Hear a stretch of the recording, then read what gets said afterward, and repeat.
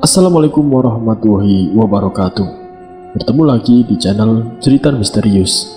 Tentunya masih bersama Bang Joni.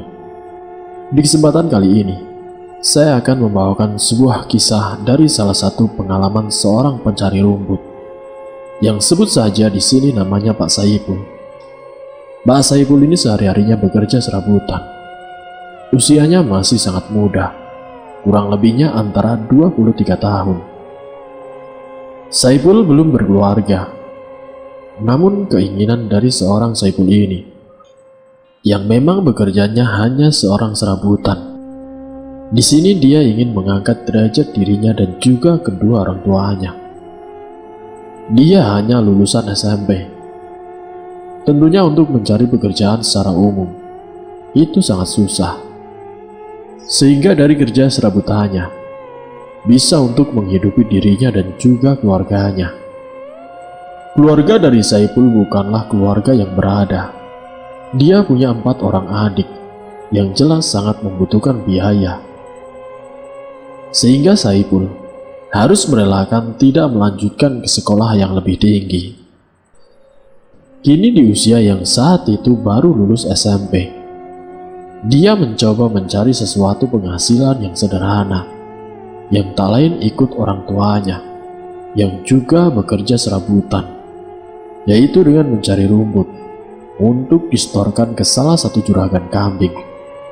Dan mungkin dari situlah fakta seorang Saipul kepengen menjadi seorang juragan kambing. Dia terobsesi dengan Pak Haji yang sebut saja namanya Haji Amsori, seorang juragan kambing yang terbilang sangat sukses. Dia mampu mempekerjakan banyak orang.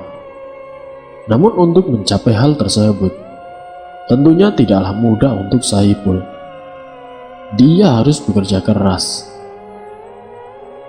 Sedari itu dia berusaha untuk benar-benar mencari cara.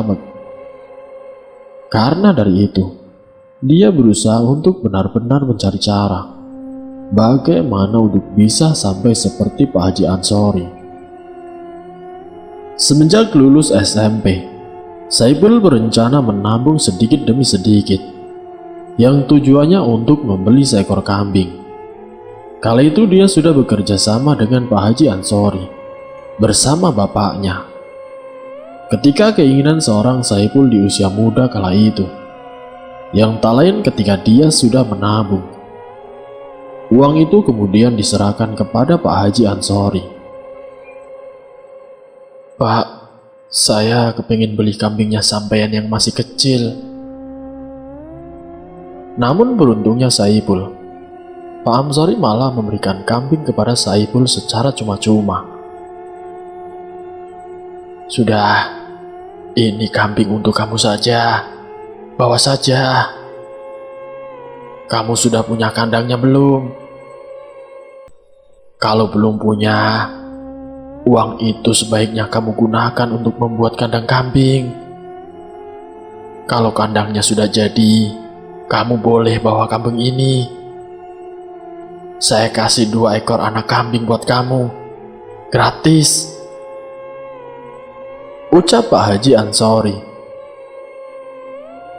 Semenjak saat itulah, dia giat sekali mencari rumput untuk 2 kambingnya, termasuk untuk pekerjaan sehari-harinya, yaitu mencari rumput untuk dijual kepada Pak Haji Ansori.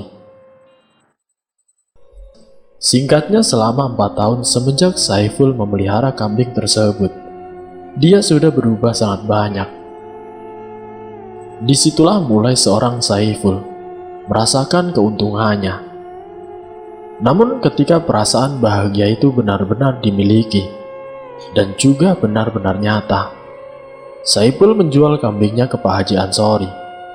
Dia jualnya tidak kemana-mana dan hanya kepada Pak Haji Ansori. Walaupun terbilang murah, tapi dia sadar diri karena semua itu bantuan dari Pak Haji Ansori. Tapi yang terpenting, bisa membantu kebutuhan keluarganya. Saipul juga punya kambing lagi untuk diternak. Namun sebuah hal yang mungkin di luar dugaan dari seorang Saipul dan juga bapaknya, ketika musibah datang, di mana kambing-kambingnya ini bisa dikatakan meninggal semua. Ini menjadi sebuah pukulan berat bagi seorang Saiful. Kala itu di usia yang sekitar 22 tahun, dia putus asa. Cita-citanya seakan-akan pupus di waktu yang begitu singkat. Dia sudah berusaha bagaimana caranya agar kambing itu tidak meninggal. Namun apalah daya, kuasa kehendak itu hanya milik Sang Pencipta. Sampai satu ketika, Saiful kala itu di saat dia yang sehari-hari memang mencari rumput, dia sering mengeluh sendiri. Mengeluh tentang keinginannya untuk mempunyai kambing sendiri lagi. Dan tentunya butuh waktu dan juga butuh biaya untuk mengumpulkan uang yang tidak mungkin seperti dulu. Bisa diberi secara cuma-cuma oleh Pak Haji Ansori. Sementara saat itu keadaannya dia sudah tidak punya apa-apa. Karena bisa dikatakan, hasil jual beli kambingnya yang selalu digunakan untuk keluarganya. Saiful tidak punya tabungan. Di saat itulah, dia sering mengeluh di satu tempat, terutama di tempat dia mencari rumput. Sampai dia benar-benar merasa hidup ini sudah tidak adil bagi Saiful. Saiful merasa seperti itu, mungkin dari perasaan yang muncul ketika ketidakadilan yang sesungguhnya itu mungkin ujian dari Sang Pencipta. Tapi karena keimanan seorang Saiful saat itu sudah goyah, disitulah mungkin yang namanya iblis masuk dalam pikirannya. Sampai dia berujar, "Aku kepingin menjadi orang kaya. Aku pengen menjadi orang seperti Pak Haji Ansori," ucap Saiful, sampai bahasanya terbawa mimpi. Singkat ceritanya, dia sudah tahu tempat yang memang jarang dijamah oleh para pencari rumput, yang tempatnya terbilang sangat angker. Waktu itu keadaan di sekitar tempat biasanya Saiful dan bapaknya mencari rumput bisa dikatakan menjadi lahan untuk saling berebut sesama pencari rumput. Dan hanya ada satu tempat yang rumputnya benar-benar subur, tidak pernah dijamah orang kala itu. Dia sempat kepikiran ke situ. Namun waktu itu, bapaknya melarang Saiful untuk jangan ke situ. Mendingan mencari rumput yang lebih jauh. Yang penting kamu selamat dan aman. Namun karena kala itu Saiful keadaannya mendesak, dan rumput yang harus dia bawa untuk ke kandangnya Pak Haji Ansori juga tidak hanya 1 karung 2 karung saja. Kala itu dia harus bisa kembali menabung uang. Tentunya dia memorsir tenaganya. Ia memaksakan tenaganya. Sehari yang biasanya hanya 2 karung. Namun kali ini, bagaimana caranya agar dia bisa mendapatkan 4 karung rumput? Itulah yang ditargetkan seorang Saiful, yang tentunya hal itu di tempat yang memang tidak diharapkan oleh bapaknya Saiful. Dia pun memberanikan diri, nekat mendatangi tempat itu. Ketika dia mencari rumput di tempat yang memang angker itu, Saiful merasakan suatu kejanggalan. Satu hal yang diingat oleh Saiful kala itu, rumput yang terkadang pagi dia ambil atau sore dia ambil, esoknya sudah tinggi-tinggi lagi. Bisa diambil lagi. Pokoknya bisa dikatakan, tidak ada kata habis rumput itu di area tempat yang terbilang sangat angker itu. Di situ ada satu pohon besar yang memang terkenal sangat angker. Konon penunggunya bisa menjadikan orang tersesat. Cerita dari bapaknya kala itu, kalau pohon itu bisa menyesatkan orang, bahkan bisa ditarik masuk ke dalam sana. Tapi waktu itu karena Saiful memang terobsesi pengen cepat-cepat mengumpulkan tabungan, dia benar-benar tidak peduli. dengan apa yang dikatakan oleh orang tuanya. Kejanggalan-kejanggalan mulai dirasakan oleh Saiful, namun dia mempedulikannya. Terus diambil setiap hari 4 karung, sampai kurun waktu lebih dari 1 bulan. Di situ dia merasa lelah. Ketika Saiful merasa kelelahan, kala itu dia sempat bersandar di bawah pohon besar. Pohon itu pohon beringin, sangat rindang sekali. Kalau misalkan siapapun yang bersandar, menurut Saiful, pasti akan ketiduran. Semilir anginnya hawa yang dingin, termasuk hawa-hawa yang lain. Merinding, ngeri, dirasakan oleh Saiful. Ketika dia tertidur, dia benar-benar seperti didatangi oleh sesosok laki-laki. Sama-sama seorang pencari rumput. Dia juga membawa karung dan juga membawa celurit. Saat itu Saiful ditanya oleh orang itu, "Nak, kamu sedang apa di sini, Nak?" Di dalam keadaan mimpinya seorang Saiful, ia menjawab, "Saya lagi nyari rumput, Pak." Jawab Saiful, "Kenapa kamu mencari rumput di sini, Nak?" Tanya orang tua itu lagi. Iya, Pak. Di sini rumputnya subur-subur." Jawab Saiful. Jadi keadaannya seperti sadar, seperti benar-benar nyata. Obrolan itu obrolan antara laki-laki tadi dengan seorang Saiful. Ada sebuah penjelasan yang sangat diingat oleh Saiful. "Kalau kamu kepengen cepat punya kambing sendiri, bawalah karung dari bapak ini dan juga dengan aritnya." Ucap orang tua itu lagi. Lah terus bapak nyari rumputnya pakai apa, Pak?" Tanya Saiful. Nanti saya ambil lagi yang lain.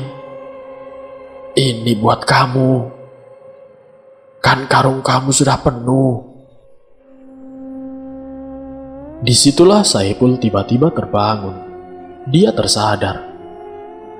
Ketika Saiful terbangun, arit dan juga karung itu sudah benar-benar ada di sebelahnya. Sementara karung milik Saiful yang masih kosong sudah ada isinya. Padahal tadi 1 karung memang benar-benar kosong. Sampai akhirnya, karena memang tujuan Saiful pengen mendapatkan 4 karung, terpaksa dia menggunakan arit itu untuk memenuhi 1 karung yang belum cukup. Awalnya dia gunakan itu biasa saja, tidak merasa ada yang aneh. Tapi dari situ yang terjadi dengan Saiful. Setiap kali dia mengambil rumput memakai karung itu, selalu saja membuahkan hasil yang lebih, dan rumputnya hijau-hijau, bagus-bagus. Berbeda dengan rumput yang sama-sama di bawah dengan pencari rumput yang lain. Kemudian Saiful ditanya juga sama pencari rumput yang lain, "Kamu dapat dari mana?" Padahal dia ngarit itu bersebelahan dengan pencari rumput yang lain. Tapi anehnya, setiap rumput yang sudah dimasukkan ke dalam karung, setiap kali keluarnya, itu benar-benar hijau semua, masih segar-segar, dan pastinya untuk kambing sangat menyukainya.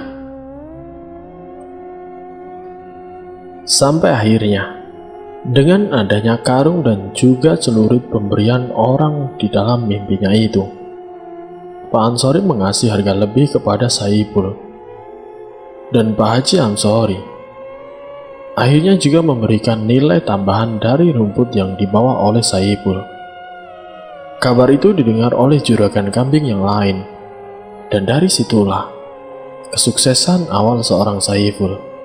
Sampai akhirnya Dalam kurun waktu beberapa bulan, dia bisa membeli kambing lagi. Dan dari situ juga, yang namanya Ngarit memang tidak pernah berpindah dari tempat itu. Dia terus ke situ. Sampai satu waktu, dia didatangi lagi di dalam mimpinya. Tapi di rumah, bukan di dalam area tempat angker itu. Dia sempat dimimpikan laki-laki tua itu, yang sempat menyerahkan arit dan karung itu. "Kalau karungnya sudah lusuh, ganti saja, Nak. Itu simpan saja. Kamu letakkan saja di bawah kandang." Begitulah penyampaian dari orang tua tersebut. Saipul benar-benar nyata didatangi oleh sosok laki-laki tua itu. Karung yang memang sudah lusuh, karena memang setiap hari dia bawa bolak-balik untuk mencari rumput. Dan dari mimpi tersebut, Saipul pun menuruti perintah dari orang tua tersebut. Dia menaruh karung itu dan mengganti dengan yang baru. Namun hasilnya benar-benar tidak ngaruh. Tapi yang lebih ngaruh lagi, kambing yang di kandang rumah Saipul itu bisa menjadi cepat gemuk. Kalau dipikir secara nalar, tidak masuk akal. Kurun waktu beberapa bulan saja, kambingnya sudah besar-besar. Bahkan lakunya bisa lebih dari harga umum. Itu hasil yang dirasakan oleh Saipul. Sampai mungkin usia Saipul sudah menginjak 26 tahun. Dia benar-benar sukses menjadi juragan kambing.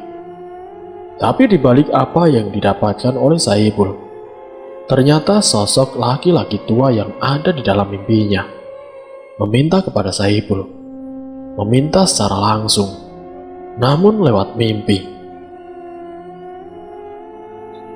"Kalau bisa, kamu datang lagi ke tempat dulu. Kamu kasih saji untuk saya."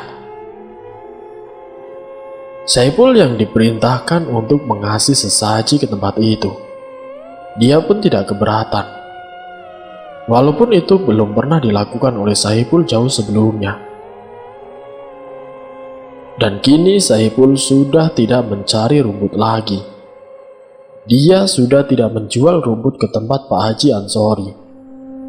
Dia benar-benar fokus di kandangnya sendiri. Dia sudah punya lebih dari 10 ekor. Ada bibitnya, dan juga ada anak-anaknya. Singkat ceritanya, tahun pertama kesuksesan Saiful, dia yang diminta untuk menyerahkan sesaji lewat mimpi. Saipul pun sempat bertanya kepada orang tuanya, "Pak, aku mendapatkan petunjuk, Pak. Aku diminta untuk mengasih sesaji di sana, di tempat angker itu," ucap Saipul. Ya, selama ini memang Saipul tidak pernah bercerita kepada orang tuanya tentang apa yang sebenarnya dia mendapatkan dari seorang laki-laki tua yang ada di dalam mimpinya. Ketika bapaknya mendapat kabar tersebut, saking kagetnya, bapaknya menanyakan secara detail kepada Saipul, "Kenapa sampai kamu diberikan petunjuk? Sekarang, di mana arit dan karung itu?" Tapi waktu itu, Saipul enggan memberikannya. Dia menyimpan baik-baik arit dan juga karung itu. Setiap kali akan ia gunakan untuk mencari rumput, dia mengasah terlebih dahulu. Setiap hari dia simpan rapi-rapi di dalam kamarnya, bahkan terkadang ditaruh di bawah tempat dia tidur.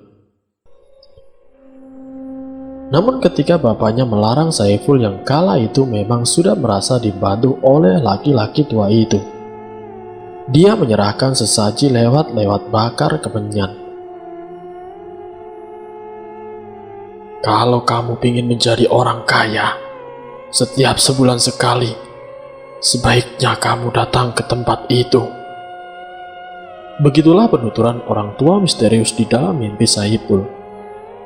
Akhirnya secara rutin, setiap sebulan sekali, Saipul mendatangi tempat itu dengan membawa sesaji. Dan yang dirasakan oleh Saipul bukan hanya kambingnya saja, tapi menurut Saipul, dia menjadi juragan kambing sangat mudah sekali mendapatkan upah yang lumayan banyak. Singkat ceritanya, ketika dia sudah benar-benar menjadi orang yang mapan, Saipul kepingin menikah. Sebagai laki-laki, dia menaruh hati kepada seorang perempuan, dan dia yakin dengan apa yang dia miliki, dengan apa yang dia raih. Tentunya akan mudah bagi seorang Saipul untuk mendapatkan seorang gadis impiannya.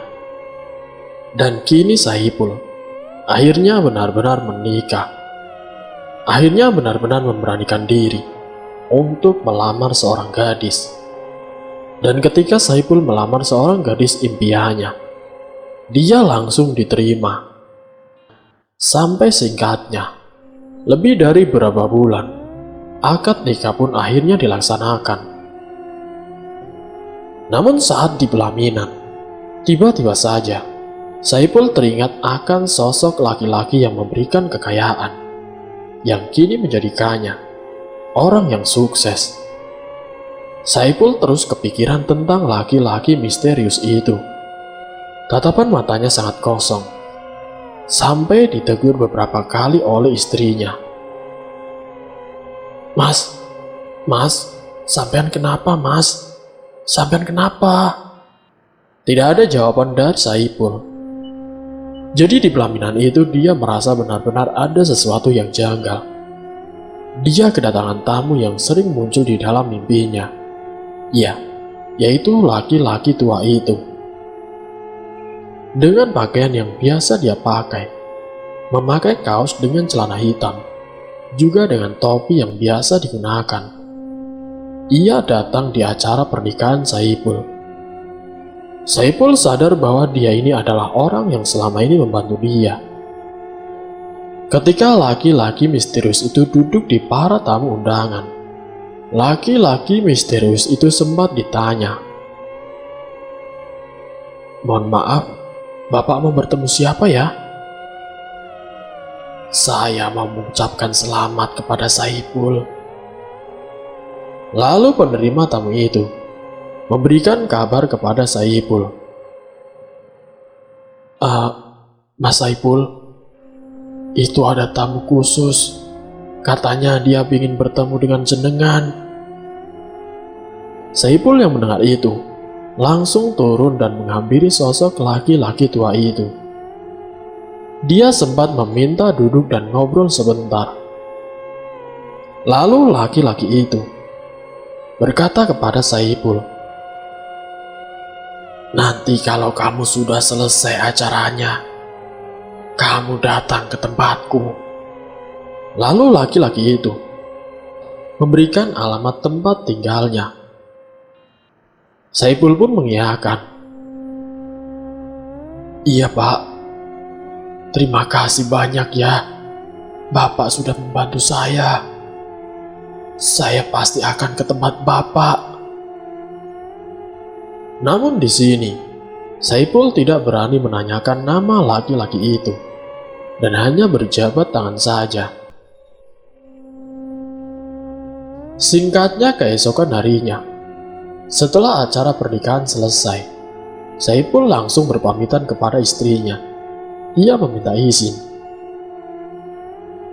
Ketika Saipul berangkat mencari alamat laki-laki itu, di kampung yang dituliskan alamat oleh laki-laki itu, tidak ada yang tahu laki-laki tersebut. Apalagi Saipul tidak tahu namanya.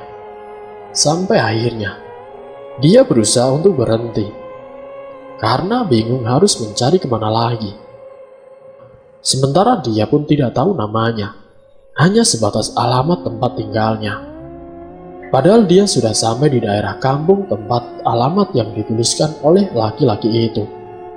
Tepat juga di nomor rumahnya.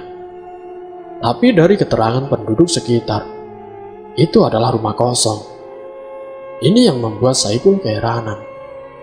Memang ada sebuah petunjuk dari beberapa warga kalau alamat itu benar ada di kampung ini. Namun hanya orangnya sudah meninggal beberapa tahun yang lalu. Mungkin lebih dari 10 tahun yang lalu. Di sini Saipul kebingungan. Kenapa orang sudah meninggal bisa menemui Saipul? Dia masih tidak percaya. Rumah itu sangat besar dan ada nomor rumahnya. Tapi itu benar-benar rumah kosong. Saipul sempat ngomong sendiri. Astagfirullah, Pak, sampean itu sebenarnya tinggal di mana sih? Sampean ngasih alamat kok alamat seperti ini sih, Pak?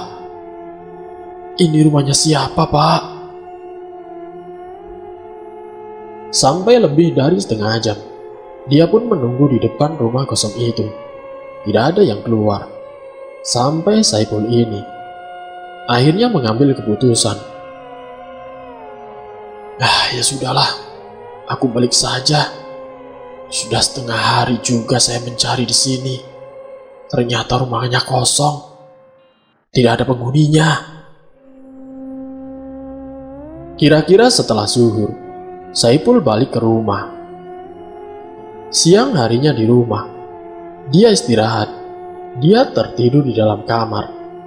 Dan ketika dia tertidur, lalu dia bermimpi kembali. Terima kasih kamu sudah datang ke rumah Bapak. Tapi Bapak meminta tolong. Kamu datangi tempat dulu. Tempat pertama kali kamu ketemu dengan Bapak.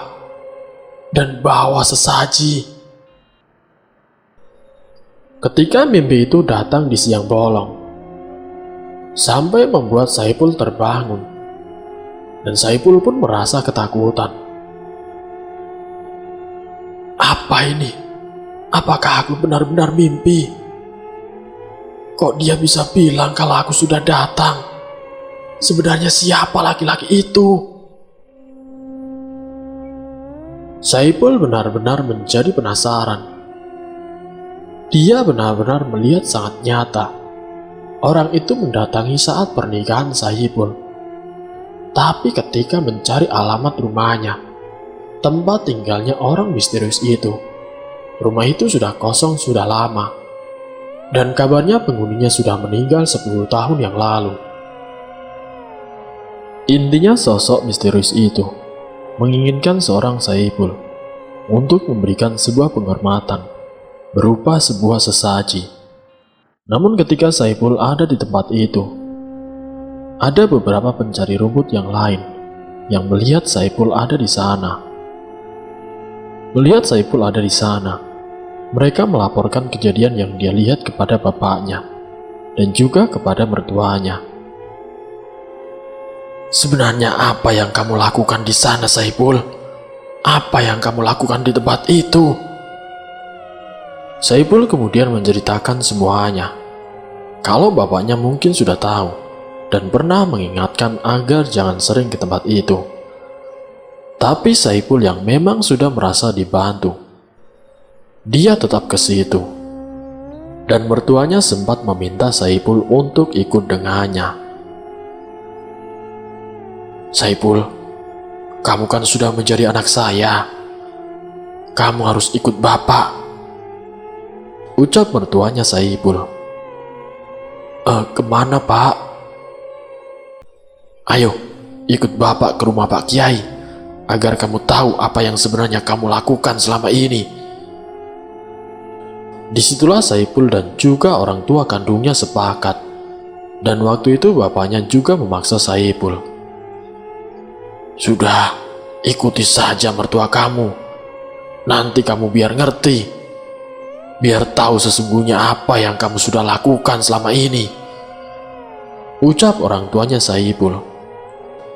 Istrinya juga meminta kepada Saipul untuk mengikuti saran bapaknya. Dan akhirnya Saipul menuruti saran mereka. Singkatnya ketika sampai di rumah Pak Kiai, Saipul mendapatkan sebuah penjelasan terkait dengan apa yang sudah dilakukan selama ini. Percaya apa tidak, terkait dengan apa yang sudah kamu lakukan lebih dari beberapa tahun ini, itu selayaknya kamu menghormati sesuatu yang sebenarnya itu sebagian daripada kemusyrikan, tutur Pak Kiai. Tapi kan saya hanya menghormati saja Pak Kiai. Saya juga tetap sholat, saya tetap ibadah, jawab Saipul. Iya, saya mengerti. Tapi alangkah baiknya jika hal itu kamu tinggalkan dan lebih yakinlah kepada Sang Kuasa. Mungkin dulu kamu pernah merasakan sesuatu yang sempat membuat kamu terjatuh terpuruk dan kamu mengeluh sehingga keluhan kamu diterima oleh sosok penghuni dunia lain.